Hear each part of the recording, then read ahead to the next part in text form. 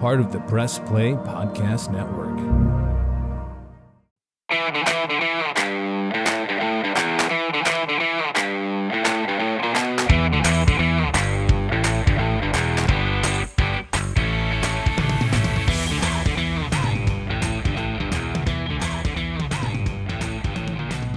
And welcome to another Reghi Roda podcast powered by MGM Northfield Park right here on the Press Play Podcast Network. As always, tip of the cap, thumbs up. Shout out to our producer, fantastic producer, Ty Quartz, making sure all of this gets out to you in the podcatosphere. And Michael Reghi, we were wondering after they beat Baltimore and Pittsburgh in back-to-back games how they would do on the road at Denver and at Los Angeles, and we were concerned, hoping, you know what, hey, if they could just go 1-1 and the Browns come back from that at 8-4, that wouldn't be bad. Well, of course, the quarterback drama continues, other injuries factor in, and they lose yesterday to the Rams 36-19 and go 0-2 on that trip and come back 7-5. Michael, what was your takeaway from yesterday? And then we'll get into where they're at now with 5 games left in the regular season. Kenny, I was concerned about yesterday, and I thought, well, you know what, after the way the things went bad in Denver, that, possibly that, staying out there for a week, being in L.A., maybe that would kind of be the cure-all that they needed. But then I started thinking, Kenny, and about Matthew Stafford and Sean McVay. And listen, man, these guys offensively, they're pretty damn good together. And, no Denzel Ward, right? You got Mike Ford on that one corner, correct? Yep. And Kenny, honest to God, Son Cal and I were talking about it. I said, I'm telling you, Stafford's going to go after that. He's going to go after it, and he's got the, between him and Puka Nacua and Kupp and the weapons, and they're getting a lot more from Kyron Williams in that run game, Ken, the LA Rams are. So I was concerned, and, so my concerns bore fruit as Stafford threw for almost 300 yards and 3 touchdowns against the I guess, heretofore vaunted Browns defense. Although, again, no Denzel Ward, right? Right. And Myles Garrett didn't look like, he was anywhere near his normal capability yesterday. And it turned into this is what the NFL is, situation where, again, I think Sean McVay and Matthew Stafford said, we can get some things done here today, and 400 yards and 3 Stafford touchdown passes later, they certainly did. Reg, do you buy into that this is a Jekyll and Hyde defense from this perspective? At home, lights out, dominating. On the road, average at best. And again, yesterday, giving up we'll take the safety away, 34 points on the road again yesterday. And I'm just looking at the schedule, Reg, right?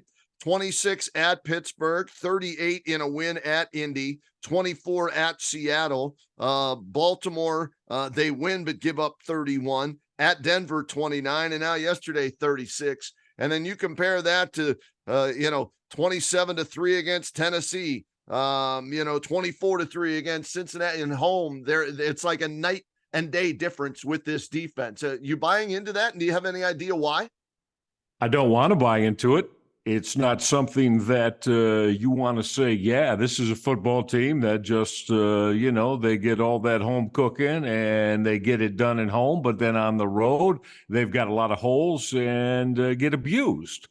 But, Kenny, those numbers you just laid out, I mean, it's kind of hard to dispute it and argue it, isn't it? Right. They don't seem to be on the road capable of playing that same type of suffocating defense that gets after quarterbacks.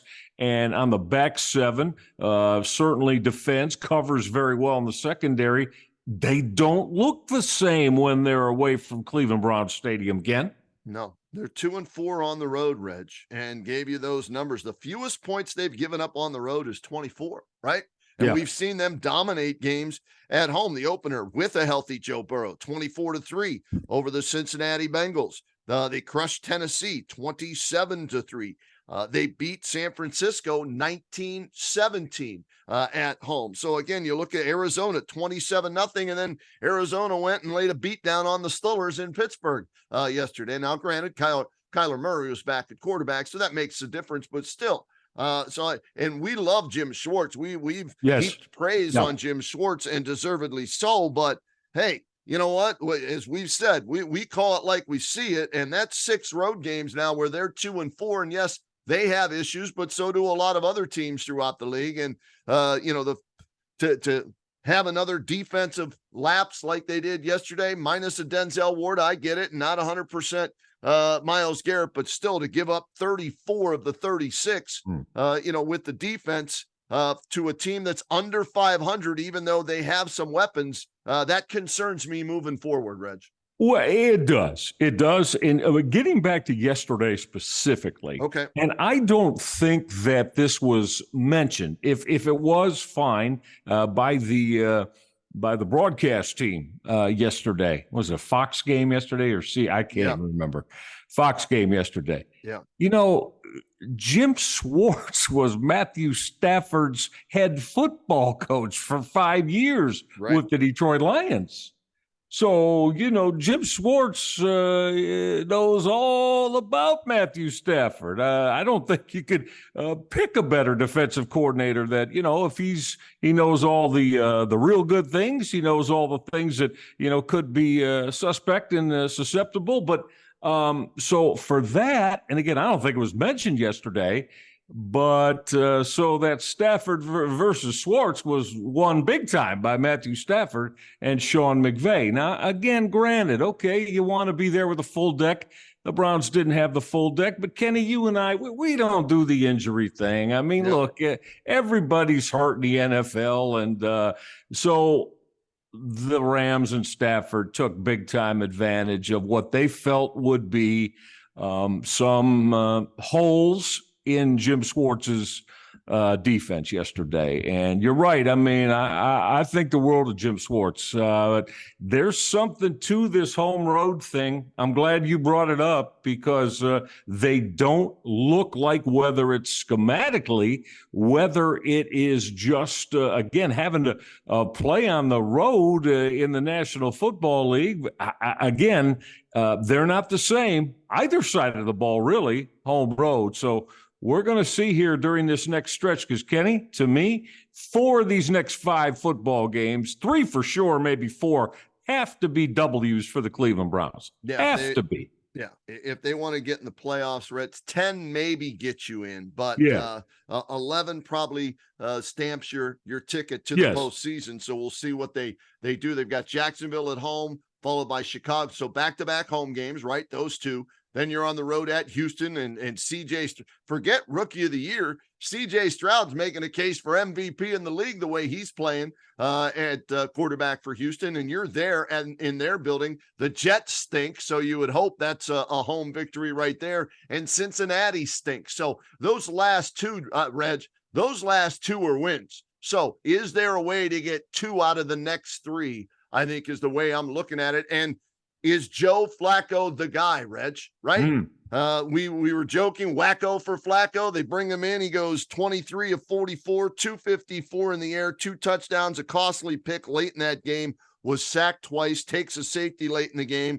But is he the guy moving forward for this Browns team? Or if he's cleared, do you go back to Dorian Thompson-Robinson at quarterback for these final 5 games? I can't do that. I got to stay with Flacco because there's nothing that they're going to throw at Flacco that he hasn't seen and dealt with during his NFL quarterbacking experience. And I thought, again, save that terrible throw that he made. I have no idea what he thought he saw there that ultimately turned the football game and decided factor for the Rams. But Kenny, look, I mean, to me, he's going to optimally make your pass game work. And as we said all along, Nick Chubb's not in that football field any longer this year.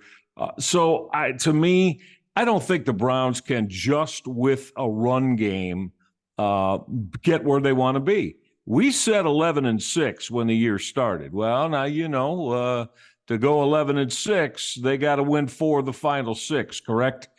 So that's the number that I think where they want to be. 11-6 should, definitely going to get you there and might improve your seeding a little bit as well, correct? Yes, So absolutely. that's what I'm looking at. I want to find a way to win 4 of these last 6. And to me, offensively, now granted, is he a statue? As we saw late in that fourth quarter. Well, yeah. I mean, you're not going to get anything from him. But, Kenny, I will trade that in right now, coming down the stretch, for a quarterback that can deliver the football on time with the strong arm talent and keep the pass game at least. And, God, I hope Amari Cooper comes back and is ready to play football, because that would be something that I think also would serve Joe Flacco very, very well coming down this home stretch. But again, buddy, for me, I'm staying with Flacco. I'm not even thinking twice about it. Because yesterday, Reg, the defense gets a stop, right? You rally, and it looked like you were going to tie it up, and then the guy we've been heaping praise on as well, Dustin Hopkins, misses that extra point yesterday, right? Yep. But the defense says, so what? We're down 1. We're going to get you the ball back. They get a 3 and out. And on the very first play from your own 21-yard line, they try to hit the home run, and Flacco wings that sucker up there. And former Brown, right, John Johnson, picks it off and returns it deep into Brown's territory. And then the next thing you know, it's a, 27-19 LA Rams lead after that pick, and Browns turn it over on downs the next time LA scores again, and then the game was over. So that was a pivotal point in the game, and I liked that they stretched the field yesterday, Reg. And they threw the ball down the field, but everybody, we were with the Stark County Browns backers, right, at jerseys, and I can just hear them, screaming and yelling at the TV, like, what the hell was that throw all about right there? If you're going to do it, at least you've got to throw it far enough that nobody gets it if your guy's not going to get it. And I think he was trying to hit Elijah Moore on that pass. Well, yeah. And do you see the New York Jets, Joe Flacco, Elijah Moore connection? Yeah. He how many times? I think he was targeted 10 times yesterday, 11 times by Flacco. 12, Reg. 12 I just looked at the box score. 12, 4 catches on 12 targets. Well, you got to have more catches than on 12 targets, but they've got that. But getting Amari Cooper's back is going to be, I think, paramount for the Browns, and he and Flacco hopefully will develop a bit of a sync up as they get opportunity to be on the practice field together. But to me, Kenny, again, I think you got to stay with Flacco, and because I'm willing to sacrifice the immobility, if you want to go that way in the pocket. I'll sacrifice that for being able to throw the football, because we know this offensively. That's what makes the NFL sing, man. You got to have a pass game to be able to win in this league. Reg, here's my concern with this team, though. All right. Flacco was the 4th different starting quarterback to start for the Browns this year. He was, retired or unemployed or hadn't signed, whatever you want to call it, right? He was out there for a reason. Better years are behind him, but he showed yesterday he can still make some of the throws. But if you're relying on your 4th string quarterback, your 2nd or 3rd string running back, your 2nd or 3rd string tackles on offense, an injured Myles Garrett, if he's going to try and play through this all year long, in and out of the lineup as usual, unfortunately, for Denzel Ward. While the schedule looks like they can get to 11 wins, do the players they have playing get them to 11 wins? That's where my concern is now with this football team. That Chicago, Jacksonville, that's a pretty good football team. They play, I think, tonight. They're playing tonight. The Bengals. Yeah, so Monday night. You get them on a short week at home. So, okay, slight advantage for you. And if it's cold weather, you're hoping that that's the case for Jacksonville, right? Maybe that helps you even more. So if I'm going schedule game, I'm looking at that as a loss and the game at Houston as a loss with these guys that we talked about are either in or out of the lineup. So that means 10-7 for me, realistically, I think is the best they can do if everything goes right for them with the players they currently have. And I don't know if 10-7 gets you into the playoffs. No, there's two ways to look at this. You either going to have to get Kevin Stefanski and Alex Van Pelt and Jim Schwartz and the rest of the coaching staff. They're going to really have to get this thing drawn up real well for these players you're talking about here, with some key subtractions due to those that are injured. Or these players, Kenny, these guys that are getting opportunities are going to have to step up. I mentioned Mike Ford, right, on that one corner earlier. Now, okay, so I'll put it out there to you, buddy. I mean, you tell me, are you – and there's no doubt in my mind. I don't need to hear – Sean McVay and Matthew Stafford put a big circle around that and said, we're going to go get that.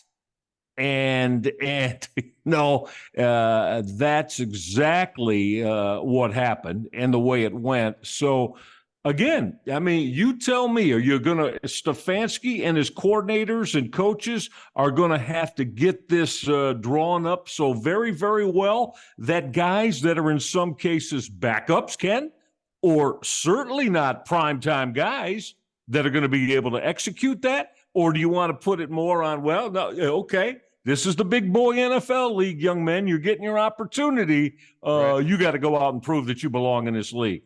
Probably a combination of the both, right? Yeah. If you hope Denzel Ward is back for the game against Jacksonville, right? So that alleviates that. But I agree with you. Good coaches are going to notice the mismatches or the weaknesses, and they're going to target that.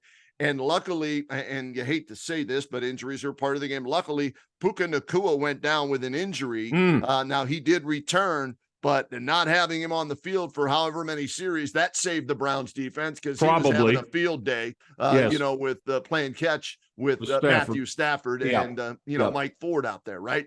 Yeah, so, no doubt. You hope that Ward is back, but how many – if he comes back, does he play all 5 of the final 5 games, Denzel?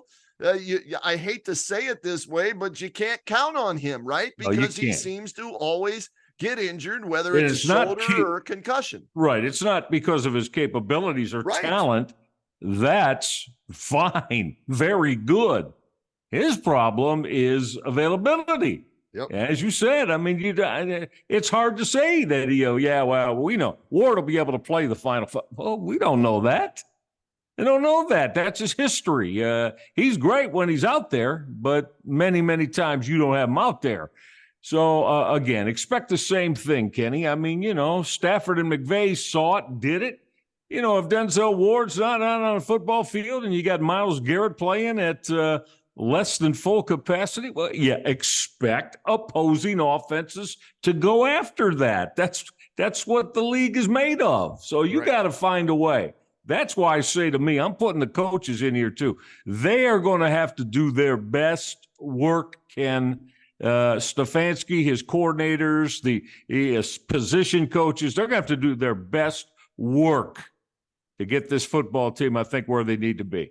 Yeah, and what's the old saying? The best ability is availability. And there you go. Unfortunately, Denzel isn't always available for this team. When he is, one of the top cover corners in the entire league. Terrific player. Right? But when he's not, then you can't count on him. You can't count on him being there. Yeah. When he's there, you feel great because he is one of the best. Yeah. But it's almost like week to week. Is he going to play this week? Right. So, I mean, then you got to hold a feel that you can't expect a Mike Ford, honestly. Right. But also you got to understand, like you said, when that occurs, guys like Matthew Stafford and Sean McVay, they're going to take big advantage of that. And that's exactly what they did.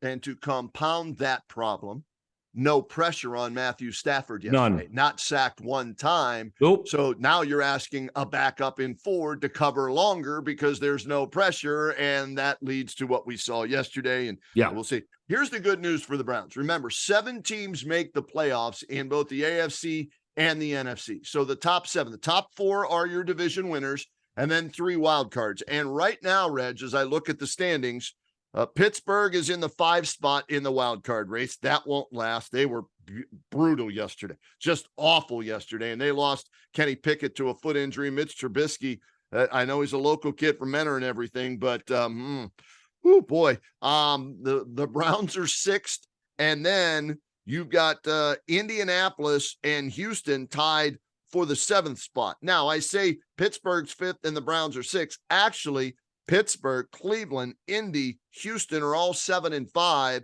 and you've got Denver, Buffalo at 6-6. Now, to me, I would not be surprised when it's all said and done if Buffalo and Denver end up ahead of the Browns in the standings, and then it's a battle for one playoff spot between maybe the Steelers, the Browns, the Colts, and the Texans, Reg, for that final seventh playoff spot. And that's why that game at Houston on Christmas Eve, right, is going to be so huge, because it could have tiebreaker implications, Browns and Texans head-to-head. No, I'm with you. That sounds about right, the way you laid it out there as well. And again, this is going to be, it's going to have to be a combination of Kevin Stefanski, his coaches, and the Browns players, the ones that, the ones that are paid the real big money and are guys. This is what the NFL becomes in December, right, Kenny? You're looking for those guys to come big time to carry you to where you need to be. I mean, I know there's some pratfalls, as we've been talking about. I'm going to be disappointed, though, Ken, if they don't get to 11-6. And how are you going to say, well, that means going 4-1 down the stretch? And I know the way you laid it out, it doesn't sound like that's feasible. But again, this is winning time, money time. There's guys that jobs are going to be at stake, right? Yeah. This is what December is in the National Football League as the regular season comes down. So we're going to see if the Browns are capable, not letting what was a very, very strong start to a season, Kenny. Can you imagine, Kenny Roda, if this football team crashes in these final 6 football games? It is 5 football left, games, and don't make the playoffs? Can you imagine how heads are going to roll? I thought about that yesterday, and I was thinking, there could be some movement, right, with players or coaches. And then, you know what? The injury excuse, right? You don't want to use it during the season, but the fact that you had to go to a fourth quarterback. And if we're going to talk about Denzel Ward that way, we need to talk about Deshaun Watson that way as well. Sure. Again, what's the best availability? Well, he wasn't available last year because of off the field issues. Now this year, in and out of the lineup because of on the field injuries. And so, but 4 quarterbacks, you lose the best running back in the NFL, you lose both of your tackles. That might be the saving grace for Kevin Stefanski, who at one point, Reg, right, was 7-3 through 10 games. So that's why I think that jobs probably will be safe unless they end up 7-10, meaning they go 0-5 and lose these last 5 games, and they finish 7-10. So I think there might be a safety net for Stefanski and Schwartz if that should happen. So my man Kenny Roda is saying maybe there'll be you might be able to use the excuse label here if the thing really goes bad, huh? Yeah, and they'll say it's not an excuse. They are facts, right? We law, and they'll list, because you know what the PR department will do. They're going to go get games missed, right, by all their key injured players and show you this is how many games were missed by our. So I'm just throwing it out there. I got you. Yeah. But again, what I come back with, and you know this, I've stayed consistent with this as long as you and I have been together. Then in the National Football League, that means other guys get opportunities to show they're worthy and they belong. And you better be able to do that then, or you won't have a job next year either. So, I mean, I don't know. It's absolutely, you hate to lose, a Denzel Ward. But to him, it's isn't the first time that this has happened. The Browns are very experienced of not having Denzel Ward play a full season.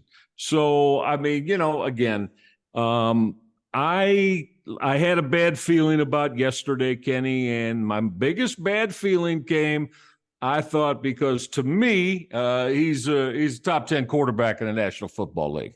That arm is incredible still at 35 years old. And I knew that McVay and Stafford were going to go after it in the pass game. And 295 yards and 3 touchdown passes later, that's exactly what happened. Yeah. And the Browns paid the price for it. They fall to 7-5. And next up, the Jacksonville Jaguars Sunday at home. All right, Reg, let's get a break in here on the R&R podcast powered by MGM Northfield Park on the Press Play Podcast Network. When we come back, the College Football Playoff Committee made their decisions.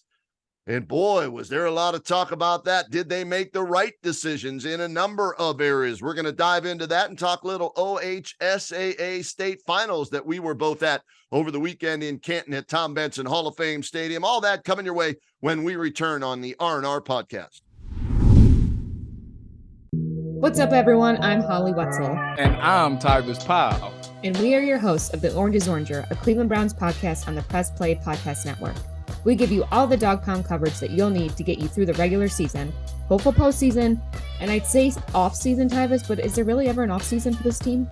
Thankfully for our podcast, Holly, there really never is when it comes to the Cleveland Browns. Don't miss our breakdown of each week's matchup, game recaps, and any and all news out of Berea to feed your Browns appetite.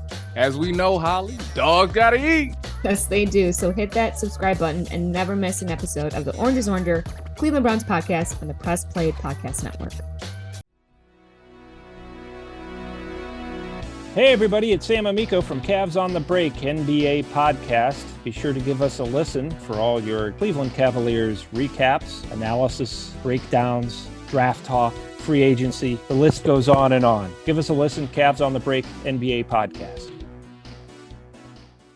Hey, the Roadman, Kenny Roda here for the Reghi and Roda podcast, and we need to tell you about MGM Northfield Park. Here's what's going on this week at MGM Northfield Park. Saturdays in December are back for live racing. That's right, live racing on Saturday, but how about this? Live racing every Monday, Tuesday, Wednesday, Saturday, and Sunday, 5 days a week. First post time is 6 p.m., so get on out there, check it out. And on Monday, December 4th, fans can play Pigskins and Ponies contest. The registration for that is from 5:30 to 6:30 p.m. And on Sunday, December 10th, a handicapping contest beginning at 11 a.m. featuring Aqueduct.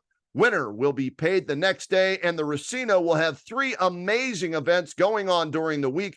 Thursday, December 7th, the Marshall Tucker Band with the Georgia Thunderbolts starting at 7:30.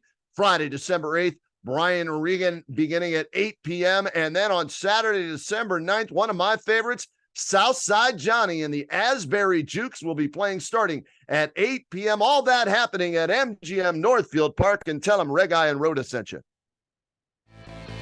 Looking for new insights on the Cleveland sports scene with a unique side of Cleveland sports history? Then you found the perfect podcast. I'm John Sable. And I'm Scott Sable, and we're hosts of the Sable Brothers on the Baseline podcast, a podcast about Cleveland sports, but not your typical podcast about the land's sports teams. Join us as we embark on a journey of sharing a unique and historical side of Cleveland sports history with the help of some former Cleveland sports stars and other historical figures. All right here on the Sable Brothers on the Baseline podcast, part of the Press Play Podcast Network. And we continue with the R&R podcast here on the Press Play Podcast Network, powered by MGM Northfield Park. A lot going on there at MGM Northfield Park. So get on out there and enjoy everything that they have to offer. And Reg, the College Football Playoff Committee offered up their top 4 teams yesterday. And no surprise, Michigan, after beating Iowa in the Big Ten championship game, your number 1 team. Washington taking down Oregon, right, for the second time this year. Undefeated, your number 2 team. Texas wins the Big 12, final Big 12 championship. They're your number 3 team, but the number 4 team caused the stir, Reg, as Alabama upset Georgia. And so the argument was, well, both of those teams have one loss, even though, yes, they play in the vaunted SEC. But Florida State, undefeated Power 5 conference team, wins their conference championship 16-6 over Louisville. And they get left out as an undefeated team for the first time ever. That happens, and they give that fourth and final spot to Alabama to square off with Michigan, and therefore Washington and Texas will do battle in the other games. Just your thoughts, Reg, on the way the committee whittled it down to their Final Four. I really was interested in listening to Mike Norvell, the very fine head football coach, Florida State Seminoles, and Kenny. He is hot. He's hot. 13-0. You can't help but feel like just as you watch it all, had Jordan Travis, their outstanding quarterback, stayed healthy, would Florida State gotten in? Is that the crutch maybe that the college football playoff committee used? Of course, boo Corrigan and all of. Oh no, that doesn't. We're going to find the best four teams possible, as they always say. But if I'm a Florida State Seminole fan, I'm pretty damn upset. You go 13-0. I mean, and win your conference championship game, and you don't get in. I guess it's a new day, Kenny. It's a new day in college football, man. Sometimes winning and doing what the ultimate bottom line is, sometimes it's just not enough, is it? His comments, the Florida State coach, right?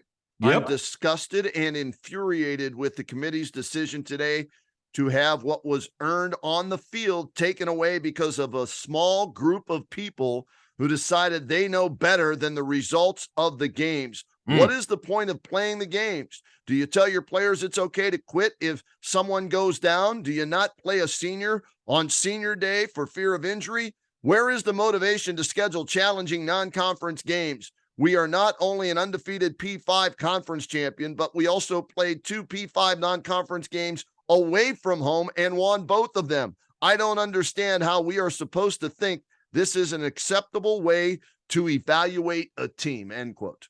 He's hot, and he has every right to be. Because, again, I defy you to say. I mean, I know not many of you probably in our listening audience are big-time Florida State Seminole fans. I mean, nor am I. But I respect the football I don't know how you have no problem with what Mike Norvell, the quote you just read, Ken. No problem at all. How do you justify that? Now we get people, of course, the SEC bias, got to get Nick Saban and Alabama in after they got rolled at home. I get you early in the year, week 2, I think, by Texas. But Kenny, it's so they get in at number 4 or put them in at number 4 because they felt, well, if we're going to make Michigan number 1, we got to find a football team that can potentially beat them because, we don't want Harbaugh and Michigan to be there. So let's put let's put Alabama in at number 4. And that's another thing I think that Mike Norvell is mad about. Said, we don't care who you were going to match us against, but to not match us and not give us a 13-0 and a Power 5 conference champion, Kenny. Now, did you ever think when that could happen potentially? I did, not me. I did from this perspective. If there were 5 undefeated teams, it would have to happen, right? Well, of course, okay. That would be the only, you would have to leave somebody out that was undefeated, and therefore strength of schedule or best wins would, come into play. But that's the only way, though, right? Right. That something like that can happen? In my opinion. Now, had Florida State not played, they played the weakest 117th schedule out of 117. Okay, they didn't beat anybody, right? Yeah. Louisville is decent, but they lost their last 2 games to Kentucky and now in the ACC championship game. So let me ask you this, though, Rich. All right, from this perspective, who would you rather play if you're Michigan, Florida State or Alabama, based on the teams that are there right now? Florida State. Right. So in your opinion, then Alabama is better than Florida State, right? In my opinion, yes. Right now. So the argument that even though they're undefeated, the committee said we want to put the best 4 teams in right now. And even though they're undefeated with their quarterback out to injury and the fact that they've struggled their last 2 games, we believe Alabama got better as the season went on, and their win over Georgia was more impressive than Florida State's win, even though they're undefeated, over Louisville. It was the number 1 team in the country. So from that hard to dispute that, right? It's hard to dispute that. That's from right. From that perspective, I get it, right? Georgia, Alabama. I that's thought another one I wanted to get in. Buddy, that's the other one real quickly I want. How about Georgia? How about Georgia? Yeah. They're the 2-time defending national champion. I know they're going to say, well, the last couple of years don't matter. Fine. They're 12-0 in the SEC and lose by 3 on a big time touchdown play that gets them beat, right? And they wind up 12-1. So now you're not the SEC champ, and we'll see you next year, Georgia. How about that? Yeah. Well, I mean, I heard this argument yesterday. If you're looking at how teams won and evaluating that based on what Florida State did, offensively against Louisville. How about the week before with Alabama needing a Hail Mary on 4th and 30 or whatever it was just to beat Auburn, right? Yeah. So they struggled the week, but that was the rivalry game. So, hey, rivalry games, anybody can win on any given day. So that was just one of the arguments. Here's I think the reason they went Bama over Florida State was they think Bama's the better team. And Jalen Milroe right now is playing as well as any quarterback in the country. And from past experiences watching Ohio State, Michigan, and this is where, I get on Ryan Day for his recruiting. The teams that gave Michigan fits from Ohio State when they won 15 of 16, you had a mobile quarterback, right? Mm-hmm. A mobile quarterback gave Michigan fits during that 16-year run. And the last 3 games that they've all lost, they had a statue back there, Ohio State, at quarterback. C.J. Stroud didn't run. Kyle McCord couldn't. And by the way, he's entering the transfer portal, leaving Ohio State this morning. We find that out. And so Jalen Milroe, I think that's going to be a problem for that Michigan team, because I don't think you can just run with your running backs at Michigan to beat them. I think the quarterback run is going to be something that they haven't seen in a while and could give Michigan problems. And I think maybe that was a factor in the decision of the committee to put the best team in at number 4 with the best quarterback that was remaining of those teams. Completely agree with you. And there's nothing that any committee member can say that would make me think otherwise. And Jalen Milroe, look, he and that offense, to me. And remember, Nick Saban sat him down. How about that? Earlier in the year. Sat Jalen Milroe down because in Commander Saban's mind, he was not doing the type of things that put that offense and the football team in the best position. So he just didn't play him a game. That's it. And made him think about it early in the year. So, those capabilities that he has,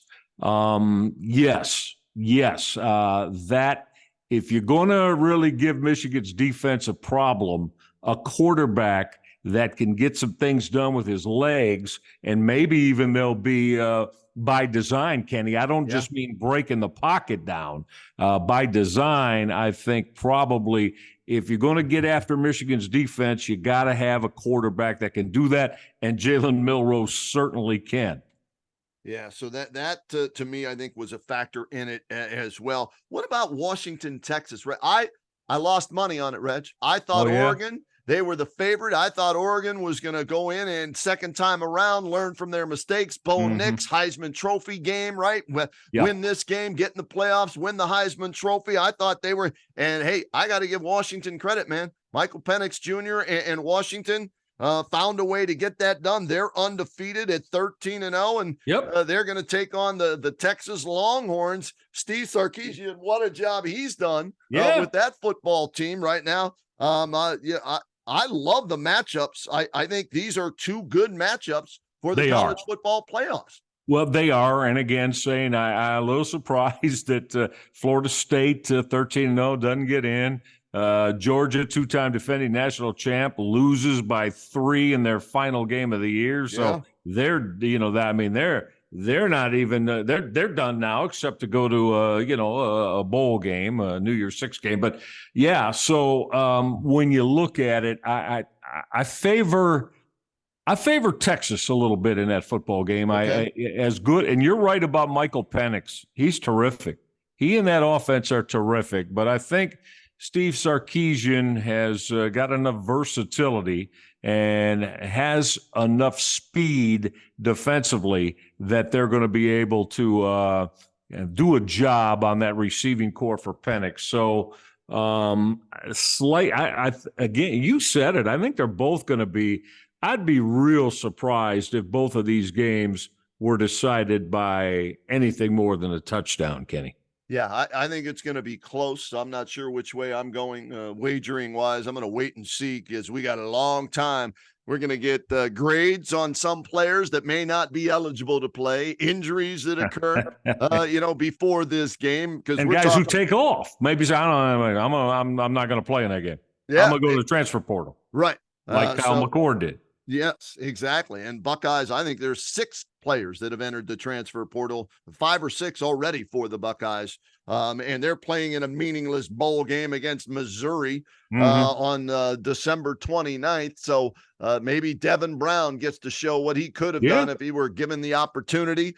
But if they lose that game, then Ryan Day's seat gets even hotter because that'll be 2 years in a row. He's lost the final 2 games of the season, which just happened to be the biggest games of the season, right? Michigan and your bowl game, or had you won the Big Ten championship. So going to be interesting to see how many players not just enter the porthole for a number of these teams, but also how many players just say, nope, we're not playing for the college football championship. I'm done. I'm getting ready. Yep. I'm going to start working out for the NFL draft. And that's going to happen with some of these, not just Ohio State. That'll happen with other programs as well. And specifically, you expect it with the teams that, just missed the playoffs, Oregon, Florida State. Where was Ohio State? Finished 7th. Yeah. I think. Yeah. So, there are going to be guys that say, it's just not worth it to play in a non-college football playoff game. So, it's going to be interesting for Ryan Day and what he does as far as I think they're bringing in another quarterback, Kenny. I think they've already got those wheels in motion that will be the guy next year. Well, Aaron Nolan is a recruit that's coming in from Georgia that is a dual threat quarterback, which they need. Okay. Here's the thing. I'm a Buckeye fan, right? And it's great to see Buckeyes go on and do well at the NFL level. And if this sounds harsh or I don't sound like a good person, well, too bad. This is how I feel. All right. You want me? We've always been honest, whether it was, on KNR, here on the pod, whatever it is, right? I only care what you do at Ohio State, right? Win me a damn championship at Ohio State. And if you happen to do well in the NFL, great. But if not, oh, well, you won the chance. That's the way I'm looking at it, right?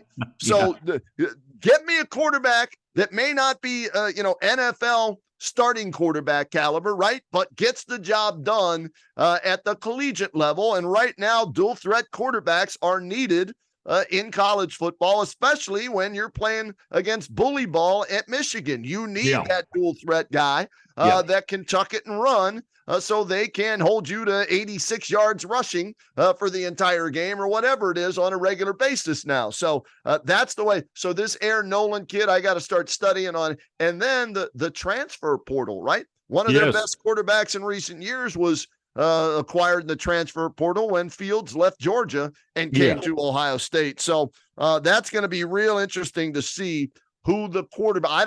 I'm with you. I don't think the starting quarterback next year is on the current roster for the Ohio State Buckeyes with McCord leaving.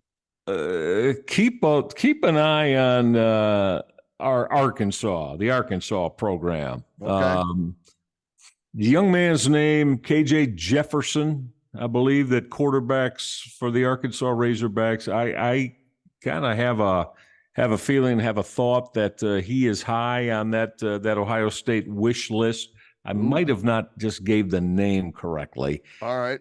But it's the young man that is quarterbacked Arkansas for the last couple of seasons. But yeah, look, I mean, it's tough when you don't make the college football playoff, Kenny, because what you see play in and as you said, there may be more that just flat out say we're entering the transfer portal, and guarantee you there'll be a couple of those young men that are going to go in the NFL draft that say this is just it's not worth it for me to play in a game that's not a college football playoff game. So, we see that all the time and expect that to be the case once again this year with Ohio State. And I don't blame the players, Reg. No, you can't blame the players. Not at all. As much as it pained me when, in recent years, who was it? Bosa sat out the remainder of the season. Didn't Denzel Ward sit it out too? No, Denzel? it wasn't Ward. It was the kid that I forget his name now. He was drafted by the Denver Broncos. Cornerback. Corner. Yeah. It wasn't Ward. It was somebody else. Okay. That was, but it was a starter. Drafted. Yeah, a starter who said, "I'm not playing in this game." Yeah, and there have been others too, right? I mean, Jackson Smith and Jigba, right? I mean, yes. Last year saying, yeah, okay, and hey, it's worked out. He was a first round pick. So he got the money, and that's fine. I don't blame the players if you're not playing for a national championship. That's right. No blame at all. Next year, Reg, it'll be interesting because we evolve from the 4-team playoff to the 12-team playoff. And if you're on a team that makes the playoff but doesn't have a realistic chance of winning the national championship, do you still play next year? You get my drift? Yep. Yeah, I do. It's going to be quite the question. Like if you're, you're one of those teams that get in with because there'll be teams next year with 2 losses that get in, Kenny, at 10, 11, and 12. Had good years, but with a couple of losses, you're going to have a couple of a group of 5 teams that'll get in. And so, yeah, you wonder how they're going to look at that. Their top players that are going to be NFL draftees. I'm thinking in this day and age, Kenny, although I never would have said this, 15, 20, 25 years ago, it's probably the smart thing to do and the prudent thing to do if you're a young man that has an NFL future. Probably best you not put that in danger by playing in a football game that couldn't bring your team a championship.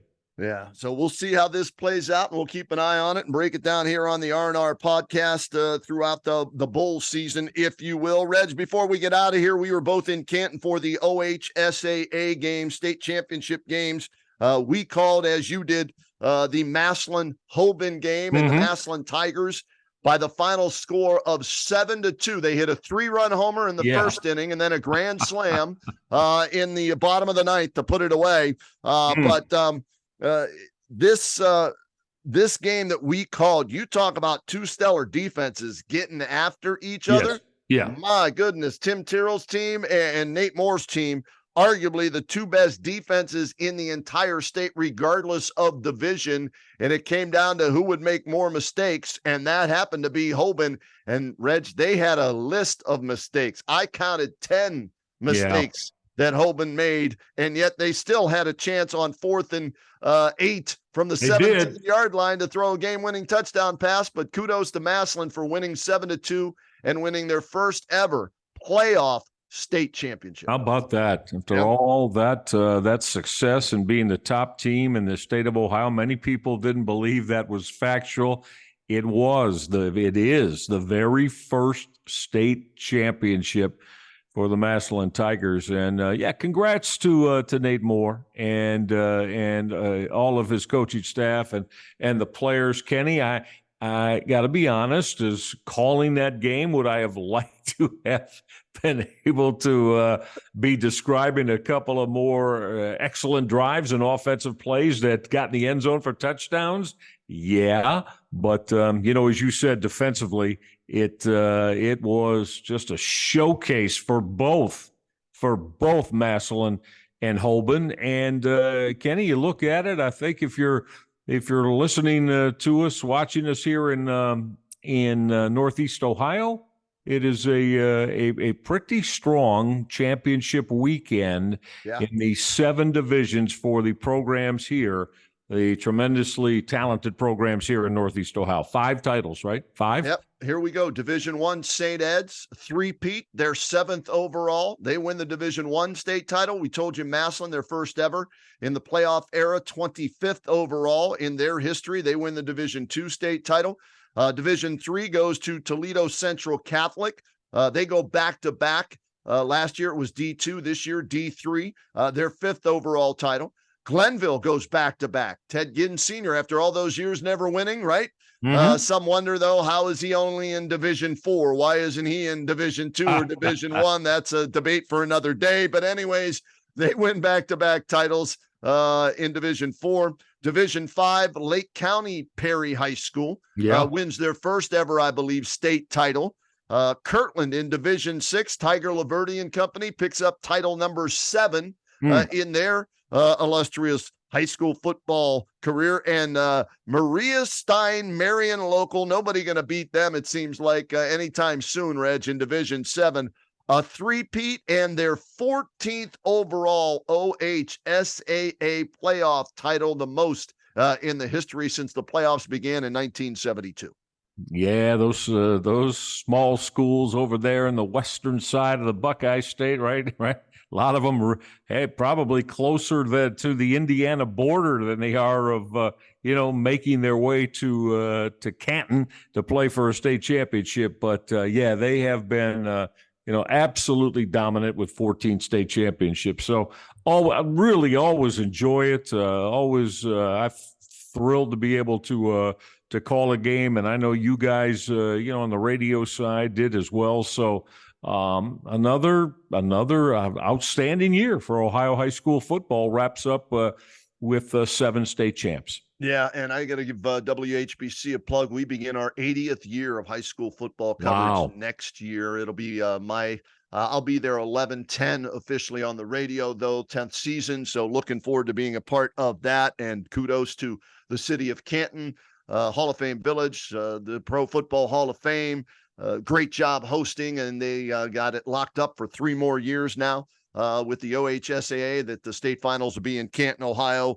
We have 2 huge weekends, Reg, right? Every year in Canton, Ohio, the Pro Football Hall of Fame weekends, and, of course, the OHSAA state title weekends. And we do a great job. Everybody in Canton does, volunteers all the way on to the workers out there. So hopefully everybody enjoyed that. I think we had close to 15,000 for that Massillon-Hoban game, which was top notch. So congratulations to all the teams that made the state title games. And of course, your state champions for 2023. All right, Reg, we'll get out of here as this R&R podcast comes to a close. We'll get back together again next week and see if, people are still wacko for Flacco and how the Browns do and whatever else pops up between now and then. Sounds like a winner, buddy. We'll do it again then.